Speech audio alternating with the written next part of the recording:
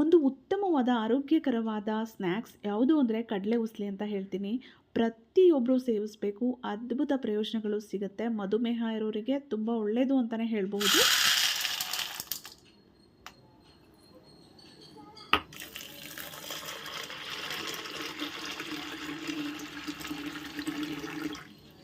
ನಾನಿಲ್ಲಿ 1/4 ಕೆಜಿಯಷ್ಟು ಕಡಲೆಕಾಳನ್ನು ತೊಗೊಂಡು ಅದನ್ನು 8 ಅವರ್ಸ್ ನೆನೆಸಿದ್ದೀನಿ.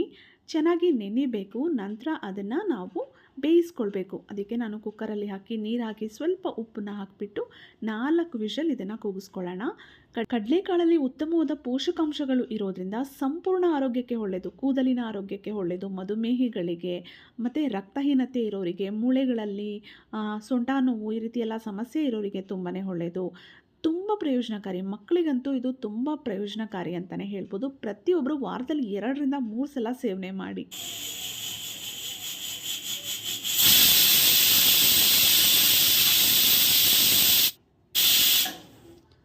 ನಾಲ್ಕು ವಿಷಲ್ ಕೂಗಿಸ್ಕೊಂಡಿದ್ದೀನಿ. ಕಡಲೆಕಾಳು ಚೆನ್ನಾಗಿ ಬೆಂದಿರಬೇಕು.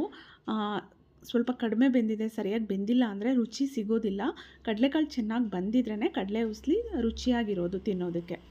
ಈಗ ಒಂದು ಜಾರಲ್ಲಿ ನಾನು 4 ಹಸಿರು ಮೆಣಸಿನ್ಕಾಯಿ ಹಾಕ್ಕೊಳ್ತಾ ಇದ್ದೀನಿ. ನಿಮ್ಗೆ ಎಷ್ಟು ಖಾರ ಬೇಕೋ ನೋಡ್ಕೊಂಡು ಹಾಕ್ಕೊಳ್ಳಿ. ಒಂದು ಅರ್ಧ ಇಂಚಷ್ಟು ಶುಂಠಿ, ಕೊತ್ತಂಬರಿ ಸೊಪ್ಪು ಮತ್ತು ಅರ್ಧ ಬಟ್ಲಷ್ಟು ಕಾಯಿ ತುರಿಯನ್ನು ಹಾಕ್ಕೊಳ್ತಾ ಇದ್ದೀನಿ. ನಂತರ ಸ್ವಲ್ಪ ಒಂದು 1/4 ಟೇಬಲ್ ಸ್ಪೂನಷ್ಟು ಉಪ್ಪನ್ನ ಹಾಕ್ಕೊಳ್ತಾ ಇದ್ದೀನಿ. ನಂತರ ಸ್ವಲ್ಪ ಅರಿಶಿಣ, ಇದೆಲ್ಲವನ್ನು ಹಾಕಿಬಿಟ್ಟು ಇದನ್ನು ತರಿಯಾಗಿ ರುಬ್ಕೊಳ್ಳೋಣ. ಈಗ ರುಬ್ಬಿ ಆಗಿದೆ ನೋಡಿ, ತರಿಯಾಗಿ ರುಬ್ಕೊಳ್ಬೇಕು. ನಂತರ ಒಂದು ಬಾಣಲೆಗೆ 2ರಿಂದ 3 ಟೇಬಲ್ ಸ್ಪೂನಷ್ಟು ಎಣ್ಣೆಯನ್ನು ಹಾಕ್ಕೋಬೇಕು. ನಂತರ ಒಗ್ಗರಣೆಗೆ ಸಾಸಿವೆ, ಜೀರಿಗೆ, ಉದ್ದಿನಬೇಳೆ, ಕರಿಬೇವಿನ ಸೊಪ್ಪು ಕೂಡ ಹಾಕ್ಕೊಳ್ಳೋಣ. ಕರಿಬೇವಿನ ಸೊಪ್ಪು ಎಷ್ಟು ಜಾಸ್ತಿ ಹಾಕ್ಕೊಳ್ತೀರೋ ಅಷ್ಟು ಆರೋಗ್ಯಕ್ಕೂ ಒಳ್ಳೆಯದು ಮತ್ತು ರುಚಿ ಕೂಡ ಹೆಚ್ಚಾಗತ್ತೆ. ನಂತರ 2 ಒಣಮೆಣಸಿನ್ಕಾಯಿನ ಹಾಕ್ಕೊಂಡಿದ್ದೀನಿ. ನಂತರ ಸ್ವಲ್ಪ ಇಂಗನ್ನು ಹಾಕ್ಕೊಂಡು ಕರಿಬೇವಿನ ಸೊಪ್ಪು ಸ್ವಲ್ಪ ರೋಸ್ಟ್ ಆಗೋವರೆಗೂ ಅದು ಡ್ರೈ ಆಗೋವರೆಗೂ ನಾವು ರೋಸ್ಟ್ ಮಾಡೋಣ. ಈಗ ನಾವು ಬೇಯಿಸ್ಕೊಂಡಿರ್ತೀವಲ್ವ ಆ ಕಡಲೆಕಾಳನ್ನು ಹಾಕ್ಕೊಳ್ಳೋಣ. ಸ್ವಲ್ಪ ನೀರಿರಲಿ. ಫುಲ್ಲು ಡ್ರೈಯಾಗಿ ಹಾಕಿದ್ರೆ ಮತ್ತೆ ಇನ್ನೂ ಡ್ರೈ ಆಗಿಬಿಡುತ್ತೆ ಹುಸ್ಲಿ. ಹಾಗಾಗಿ ಸ್ವಲ್ಪ ನೀರು ಜೊತೆ ಹಾಕಬೇಕು. ಇವಾಗ ಇದನ್ನು ಸ್ವಲ್ಪ ಹಾಗೆ ರೋಸ್ಟ್ ಮಾಡೋಣ. ನಂತರ ನಾವು ರುಬ್ಬಿಟ್ಕೊಂಡಿರುವಂತಹ ಮಸಾಲೆಯನ್ನು ಹಾಕ್ಬಿಟ್ಟು ಚೆನ್ನಾಗಿ ತಿರುಗಿಸ್ಬೇಕು. ಸ್ವಲ್ಪ ನೀರಿನ ಅಂಶ ಇರೋದ್ರಿಂದ ನಮಗೆ ಇನ್ನೊಂದು ಎಕ್ಸ್ಟ್ರಾ 3 ನಿಮಿಷ ಇದು ಚೆನ್ನಾಗಿ ಬೇಯೋದಕ್ಕೆ ಬೇಕಾಗುತ್ತೆ. ಸ್ವಲ್ಪ ನೀರು ಹಾಕಿದ್ರೆ ಮಸಾಲೆ ಕೂಡ ಅದರಲ್ಲಿ ಚೆನ್ನಾಗಿ ಬೇಯುತ್ತೆ. ಮಸಾಲೆ ಕೂಡ ಕಾಳುಗಳಿಗೆ ಚೆನ್ನಾಗಿ ಹಿಡಿಯುತ್ತೆ. ಚೆನ್ನಾಗಿ ತಿರುಗಿಸೋಣ. ನೋಡಿ, ಇಷ್ಟು ಪ್ರಮಾಣದಲ್ಲಿ ನೀರಿದೆ. ಈಗ ಒಂದು ಪ್ಲೇಟನ್ನು ಕ್ಲೋಸ್ ಮಾಡಿಬಿಟ್ಟು ರುಚಿಗೆ ಸ್ವಲ್ಪ ಉಪ್ಪು ಬೇಕು ಅಂತ ಅಂದರೆ, ಕಾಳುಗಳಿಗೆ ಆಲ್ರೆಡಿ ಉಪ್ಪು ಹಾಕಿರ್ತೀವಿ, ಸಪ್ಪೆ ಅನಿಸಿದ್ರೆ ಇನ್ನೊಂದು ಸ್ವಲ್ಪ ಬೇಕಿದ್ದರೆ ಹಾಕ್ಕೊಳ್ಬೋದು. ನೋಡಿ, ಒಂದು 3ರಿಂದ 4 ನಿಮಿಷ ಇದನ್ನು ಹಾಗೆ ಸಣ್ಣ ಉರಿಯಲ್ಲಿ ಬೇಯಿಸಿದ್ದೀನಿ. ನೀರೆಲ್ಲ ಆಲ್ಮೋಸ್ಟ್ ಡ್ರೈ ಆಗಿದೆ. ತುಂಬ ಕಂಪ್ಲೀಟ್ ಡ್ರೈ ಆಗೋದು ಬೇಡ, ಒಂದು 10% ಆದರೂ ಹಾಗೇ ಇರಲಿ, ಮತ್ತು ಅದು ಬೇಗ ಡ್ರೈ ಆಗಿಬಿಡತ್ತೆ. ಎಲ್ಲವನ್ನು ಚೆನ್ನಾಗಿ ಈ ರೀತಿ ತಿರುಗಿಸ್ಕೊಳ್ಳೋಣ.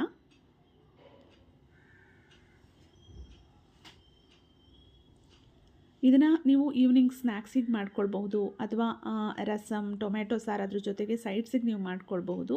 ತುಂಬಾ ಒಳ್ಳೆಯದು. ಮಕ್ಕಳುಗಳು ಕೂಡ ತುಂಬ ಇಷ್ಟಪಟ್ಟು ತಿಂತಾರೆ. ನಂತರ ಒಂದು 3 ಸ್ಪೂನಷ್ಟು ಕಾಯಿ ತುರಿಯನ್ನು ಹಾಕ್ಕೊಳ್ಳೋಣ. ಕಾಯಿ ತುರಿಯನ್ನು ಹಾಕಿದ್ರೆ ತುಂಬ ಒಳ್ಳೆಯ ಟೇಸ್ಟ್ ಸಿಗುತ್ತೆ. ಮಧುಮೇಹ ಇರೋರು ತಮ್ಮ ಡಯಟಲ್ಲಿ ಕಡಲೆಕಾಳನ್ನು ಸೇರಿಸ್ಕೊಂಡ್ರೆ ತುಂಬಾ ಒಳ್ಳೆಯದು. ಜೊತೆಗೆ ರಕ್ತಹೀನತೆ, ಇದರಲ್ಲಿ ಉತ್ತಮವಾದ ಐರನ್ ಇರೋದ್ರಿಂದ ರಕ್ತಹೀನತೆಗೂ ಒಳ್ಳೆಯದು. ಹೃದಯದ ಆರೋಗ್ಯಕ್ಕೂ ಕೂಡ ಇದು ತುಂಬಾ ಪ್ರಯೋಜನಕಾರಿ ಅಂತಲೇ ಹೇಳ್ಬೋದು. ಇದರಲ್ಲಿ ಜಿಂಕ್ ಇರೋದ್ರಿಂದ ನಮ್ಮ ಕೂದಲಿನ ಬೆಳವಣಿಗೆಗೂ ಕೂಡ ಇದು ಸಹಾಯ ಮಾಡುತ್ತೆ. ನೋಡಿ, ಎಲ್ಲ ಚೆನ್ನಾಗಿ ತಿರುಗಿಸಿದ್ದೀನಿ. ನಂತರ ಇದಕ್ಕೆ ಸ್ವಲ್ಪ ನಿಂಬೆಹಣ್ಣಿನ ರಸವನ್ನು ಹಾಕ್ಕೊಳ್ಳೋಣ.